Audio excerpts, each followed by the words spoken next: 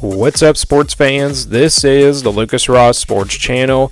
We continue with our 2025 predictions for the upcoming 2025 college football season.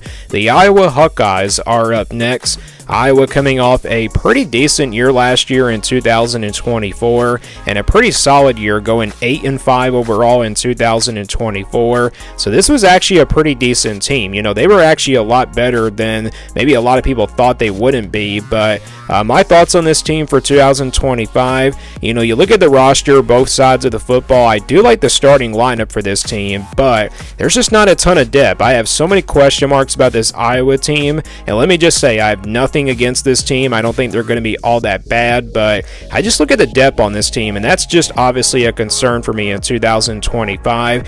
Mark Kurowski takes over at quarterback from the transfer portal. Is he a big upgrade for this Iowa offense?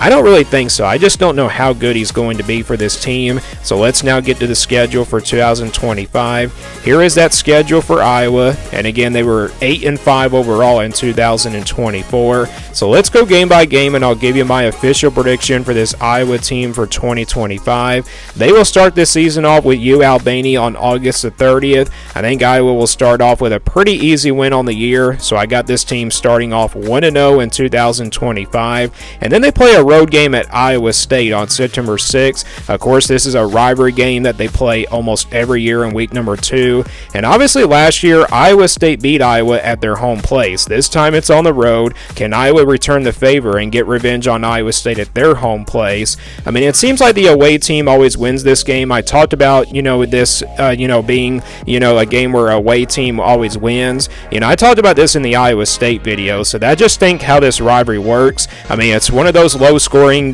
defensive games. It really does come down to whoever is the better defense. The offenses just struggle, and they just can't score a lot of points against these two really good defenses, but I think Iowa State definitely has a lot more depth than Iowa does. I think this will be a competitive game like it always is. It's a really low-scoring defensive game, like really, really low-scoring. The over and under could be at 37, and a half. So, yeah, Iowa State, though, I think they're the better team. I don't want to say they're the better team, but they definitely got a lot more depth on their roster. And I know they're going to replace a couple of receivers, but I think Iowa State actually gets the win. So I'm going to go with the home team here in this one. Again, I wouldn't be surprised if Iowa did win because, again, usually the away team always wins this game. But then I got Iowa beating UMass after that on September the 13th, so that puts Iowa now at 2-1. And then they open up conference play on the road at Rutgers on a Friday night, September the 19th. This is going to be a pretty solid Rutgers team on both sides of the football.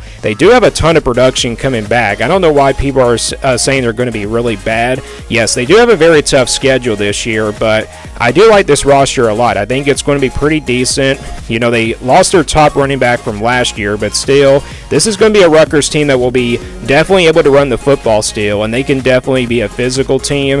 I think it will be a close game. I think Iowa definitely will compete in this one, but I think Rutgers, I do trust their coaching staff a lot more, and I think the Scarlet Knights are actually heading in the right direction as a team, so I'm going to go with the Rutgers to get the win. So that puts Iowa now at 2-2, and then they play Indiana at home on September 27th. Pretty big game here for Iowa. Indiana is a team that was a very big surprise last year. Kirk Zanetti has already shown us that he can get it done as the head coach for this Indiana football team. I think this is going to be a pretty tough game for Iowa. They're playing at home, though, so that definitely does give them a shot in this game. I think this game will be close in the first half. I think Iowa's starters will keep up with this Indiana team for quite a while, but I think in the second half, I think that's where Indiana will pull away, and I'm not saying that Indiana's the better team, but I think Indiana definitely just has a lot more depth. And again, like I said, the depth is a concern here for Iowa for 2025. So I think Indiana actually beats Iowa, even though it's a home game here for the Hawkeyes. But I wouldn't be surprised if Iowa did win this game. So that's back-to-back losses there for Iowa. That drops them now to 2-3. They get their first bye week of the season before playing on the road at Wisconsin on October the 11th. Of course, Wisconsin coming off a pretty disappointing disappointing year last year. Luke Fickell has not been able to get it done here for the Wisconsin Badgers ever since he came down here. And really, they've only gone to one bowl game, and that's pretty much about it. Last year, they missed a bowl game in 2024.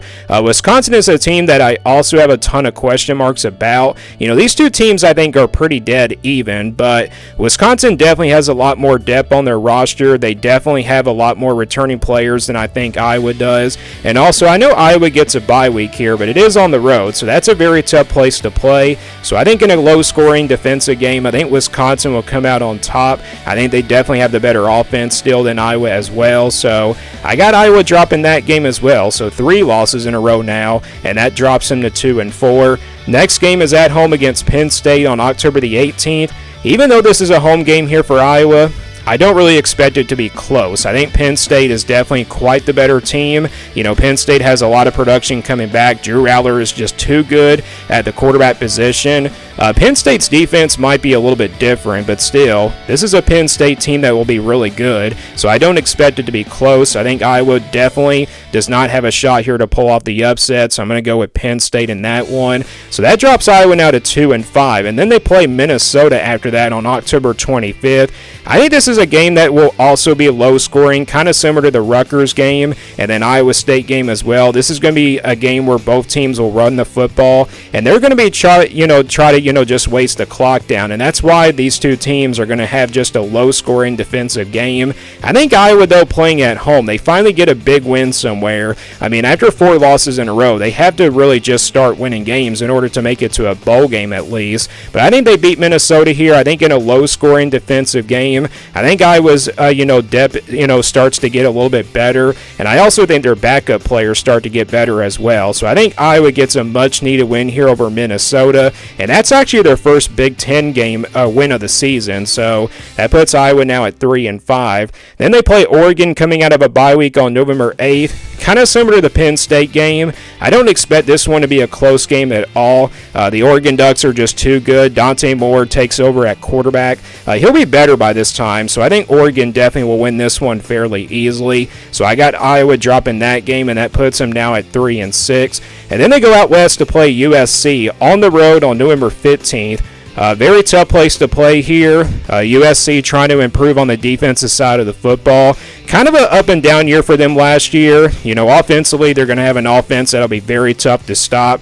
But I think Iowa's defense actually can hang around in this game for quite a while. Maybe this game probably goes into the fourth quarter, but then the depth of Iowa starts to be a concern in the fourth quarter, and they run out of stamina in this game. So I think USC. I also do trust Lincoln Riley as a coach more than Iowa's, so I think USC will get the win here. I think it is a close game up until the fourth quarter, but I think Iowa does fall to USC, and also that game is out west, so that's a very tough place to play, and also a long travel, and that tends to give teams some trouble. So I think Iowa does drop to USC, and I got them falling to 3-7. So no bowl game, but then they play Michigan State at home on November 22nd. I look at these two teams' rosters. I think Michigan State definitely has a lot more depth, but I think after 2 losses in a row, Iowa definitely wants to finish the season really on a good note and really just finish their home games on a pretty good note as well. I think they're going to at least get a couple of wins, and I think Michigan State will be another one of those. Michigan State, I wouldn't be surprised if they're a lot better this year. Again, I think Michigan State definitely has a lot more depth, but still, I think Iowa's defense will make the difference here, and I think they'll step up big time in this one, so I think it's a low-scoring defensive battle, but I'm going to go with Iowa because of the home field advantage. I just think that's a pretty even matchup, so I got Iowa getting the win. That's their 4th win of the season, and then they play another Friday night game to close things out. They'll play Nebraska on the road on November 28th. Nebraska, though, is going to be a pretty good team this year. Matt Rhule has already proven that he can turn this Nebraska program around, and they also got Dylan Raiola back at quarterback.